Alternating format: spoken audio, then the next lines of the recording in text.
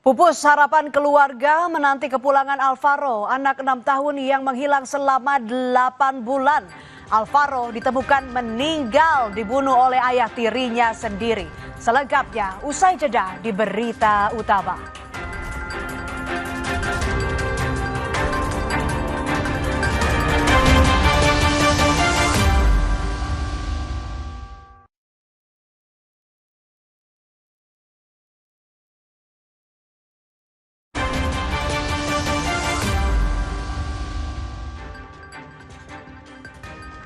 Anda kembali di Berita Utama bersama saya, Jihan Novita. Saudara, pupus harapan keluarga menanti kepulangan Alvaro, anak 6 tahun yang sudah menghilang selama 8 bulan. Alvaro ditemukan meninggal pada Minggu 23 November lalu. Jasad Alvaro ditemukan di bawah jembatan Cilalai, Kecamatan Tenjo, Kabupaten Bogor. Anak malang ini dibuang di tumpukan sampah usai dibunuh oleh ayah tirinya.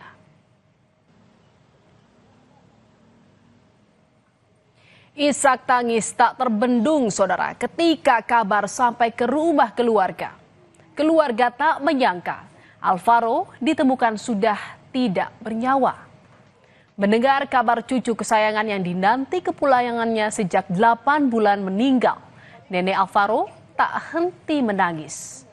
Keluarga syok, tak percaya Alvaro sudah tiada.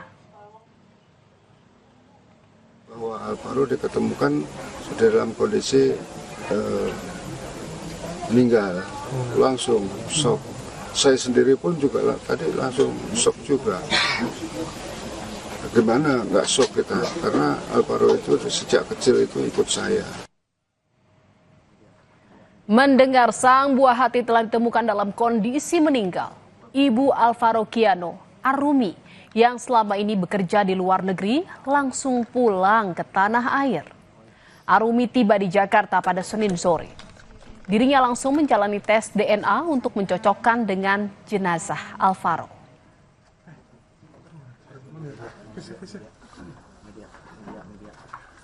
Tadi sampel DNA-nya udah diambil ya sebelum kesini? Udah. Di mana tadi? Udah dilakukan di rumah sakit Polri. Apa aja tadi yang diambil sampelnya? Dari air liur aja. Terus sama ada apa sedikit apa tadi? Wawancara ya? Wawancara. Alvaro Kiano, bocah 6 tahun yang sebelumnya dinyatakan hilang 8 bulan silam, ditemukan meninggal. Jenazah Alvaro ditemukan di dekat jembatan Cilalai, Desa Singa Brajat Tenjo, Kabupaten Bogor. Dengan melibatkan anjing pelacak, jenazah Alvaro berhasil ditemukan bersama beberapa potong pakaian yang diduga milik korban. Usai ditemukan, jenazah korban langsung dibawa petugas ke Rumah Sakit Polri Kramat Jati untuk dilakukan otopsi. Sementara itu di lokasi tempat ditemukannya jenazah korban, saat ini terpasang garis polisi. Diduga dibuang di jembatan Cilalai. Jembatan Cilalai, alhamdulillah setelah 2 hari pencarian, membuahkan hasil yang baik. Jadi alhamdulillah untuk korban sudah ditemukan. Alvaro terakhir terlihat di Masjid Jambi Al-Muflihun Bintaro pada 6 Maret lalu, saudara. Saat azan asar berkumandang, Alvaro bergegas ke masjid tanpa pamit kepada kakeknya. Dan jelang maghrib, Alvaro belum juga pulang. Sang kakek tak langsung curiga karena Alvaro biasa bermain sampai malam. Pada pukul 21.30 malam, sang kakek mulai khawatir dan mencari Alvaro di masjid dan bertanya kepada teman-temannya. Namun, tidak mendapat petunjuk keberadaan Alvaro. Dan saudara, menurut pengakuan penjaga masjid, jelang maghrib, ada seseorang yang mengaku ayah Alvaro datang ke masjid. Sang penjaga masjid kemudian menunjuk di mana tempat Alvaro sholat. Ia pun sempat melihat orang tersebut mencari Alvaro ke dalam masjid. Dan disinilah diduga ayah tiri Alex Iskandar membawa Alvaro pergi. Ada orang lewat nih. Saya tanya, Pak nyari siapa? Nyari anak saya, namanya siapa? Alvaro. Oh ya udah di atas Nus, lagi pada mainan di atas. Orang itu tegas bilang ingin mencari anak saya Ya, Alvaro. Anak saya Alvaro gitu. Saya ingin tahu ciri-cirinya seperti apa, Pak? Ya pokoknya badannya itu gemuk tinggi ya. Tapi Bapak kenal dengan pria itu? Enggak, sama sekali. Sama sekali tidak kenal? Enggak. Tidak pernah melihat? Enggak. Oke. Tapi Bapak saat itu apakah melihat pria itu naik ke atas atau menunggu di luar atau seperti apa? Naik ke atas, langsung ke atas. Langsung naik ke atas? Langsung ke atas. Mendapat laporan dari kakek Alvaro, polisi mulai memeriksa saksi-saksi dan memperluas pencarian. Polsek Pesanggerahan bahkan membentuk tim khusus untuk mencari Alvaro, saudara. Polisi secara rutin membagikan poster orang hilang. Pencarian bahkan diperluas ke Cilegon dan Batam. Sejumlah laporan masyarakat yang diterima pun diselidiki, namun semuanya nihil. Saudara, Alvaro dibawa ayah tirinya dari masjid di Bintaro. Kesal, Alvaro menangis terus-menerus. Sang ayah tiri kemudian nekat menganiaya Alvaro. Alvaro akhirnya tewas. Sang ayah tiri kemudian membuang jenazah Alvaro di Kali Cilalai, Tenjo, Kabupaten Bogor. 8 bulan kemudian, jenazah Alvaro pun ditemukan. Saudara, dugaan kalau pelaku penculikan Alvaro adalah ayah sambungnya rupanya benar, saudara. Hal itu pun dikonfirmasi oleh polisi. Motif pembunuhan dipicu dendam ke ibu korban. Sang ayah tiri curiga ibu Alvaro selingkuh saat bekerja sebagai pekerja migran di luar negeri. Bahkan selama hilang, polisi menyebut tersangka banyak membantu proses pencarian Alvaro. Namun, hal ini dilakukan untuk mengelabui polisi. Adapun motifnya yaitu dari komunikasi yang ada, motif dendam pribadi dengan jadi istri tersangka ini bekerja di luar negeri. Nah, akibat bekerja di luar negeri, dari hasil itu muncul adanya dugaan perselingkuhan yang dilakukan oleh istrinya. Nah, di situ ada motif tersendiri terhadap si tersangka ini. Tersangka ini sempat memang datang ke polsek. Jadi memang dari hasil jejak digital yang kita cari handphonenya pun juga dia juga berusaha untuk mengelabui bahwa dia berusaha untuk mencari. Ironinya, saudara, ayah tiri Alvaro ini justru mengakhiri hidup di kantor polisi saat proses interogasi sebagai tersangka.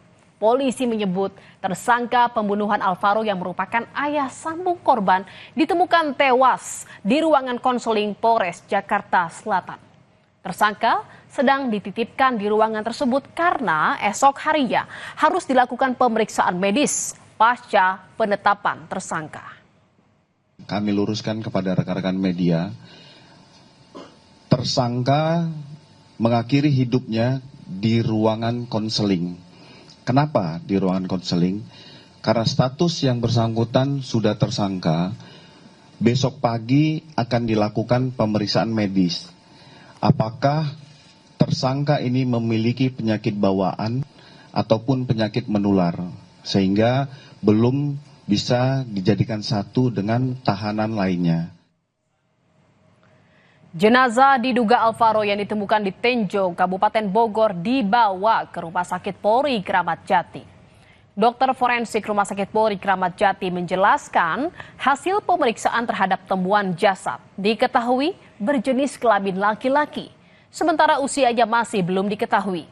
Saat ini, uji DNA dilakukan untuk mengetahui pasti identitas temuan jasad yang diduga kuat adalah Alvaro. Kami menerima 2 buah kantong jenazah.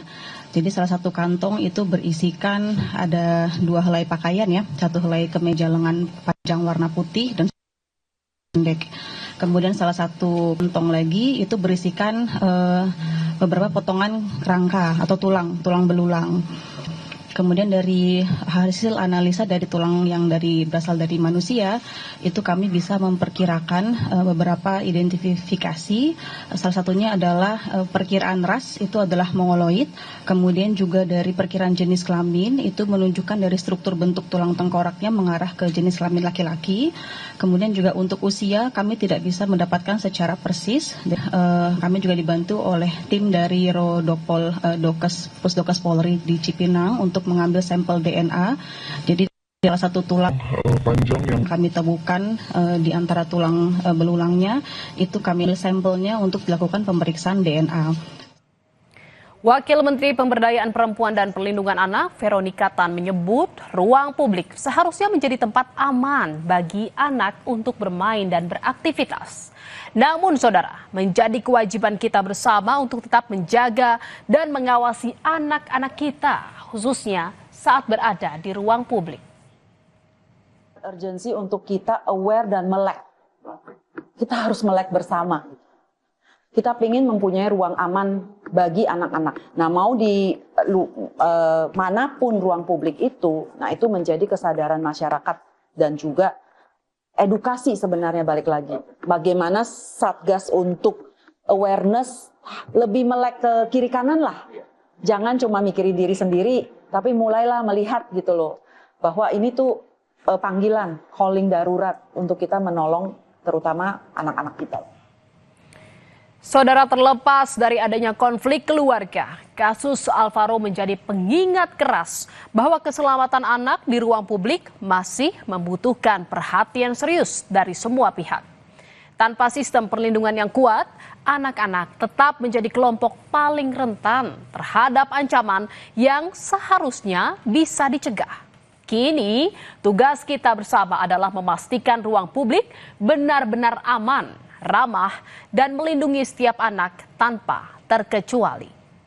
Saudara, berita utama masih akan kembali seusai jeda dengan informasi mengenai dedikasi tanpa batas ditunjukkan Armani, guru sekolah dasar negeri Sorongan 2 Gelas Jauh di Kabupaten Pandeglang, Banten. Tetaplah di berita utama.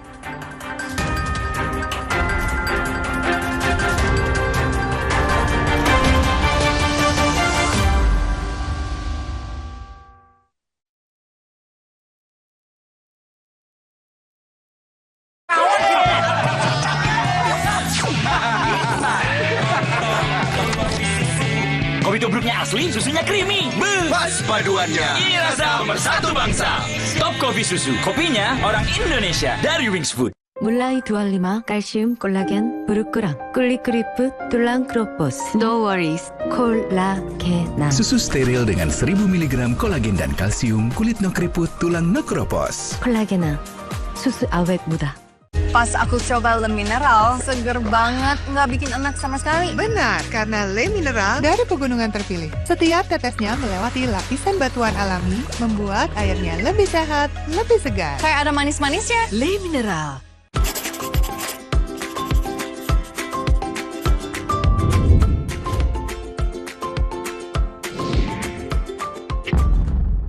Sesaat lagi Anda akan menyaksikan Kompas Flash, didukung oleh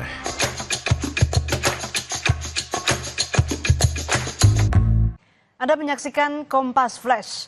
Badan Narkotika Nasional menggerebek kampung narkoba di Kelurahan Kebon Manggis, Matraman, Jakarta Timur.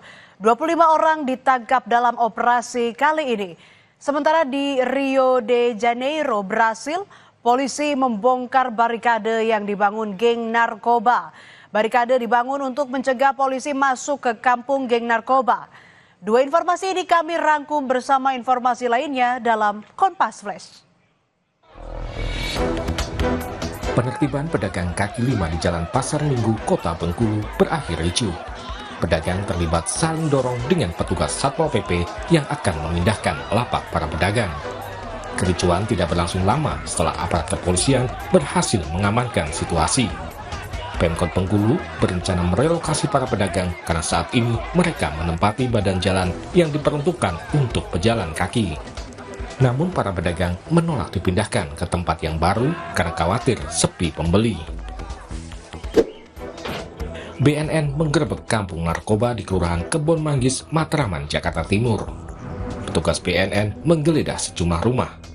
Dari hasil penggeledahan, petugas menemukan sejumlah paket narkoba dan alat hisap sabu. Petugas juga menyita perhiasan dan uang tunai yang diduga hasil dari transaksi jual beli narkoba. Beberapa senjata tajam dan senapan angin juga turut disita. Sebanyak 25 orang ditangkap dalam operasi kali ini, sementara petugas masih melakukan pengejaran terhadap 4 orang yang diduga merupakan bandar narkoba. Polisi di Rio de Janeiro berhasil melancarkan operasi untuk membongkar barikade-barikade yang didirikan oleh geng-geng narkoba. Barikade atau penghalang ini dibangun untuk mencegah polisi masuk ke permukiman atau favela di Rio de Janeiro. Sedikitnya 200 ton material barikade berhasil disingkirkan dalam operasi tahap awal. Operasi Zero Barikade ini digelar kurang dari sebulan setelah penggerebekan besar-besaran yang menargetkan geng pengedar narkoba di Rio de Janeiro.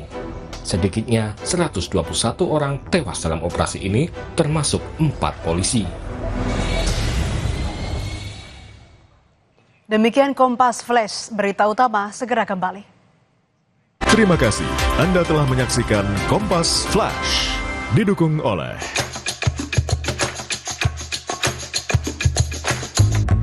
Pas aku coba Le Mineral, seger banget, nggak bikin enak sama sekali. Benar, karena Le Mineral dari pegunungan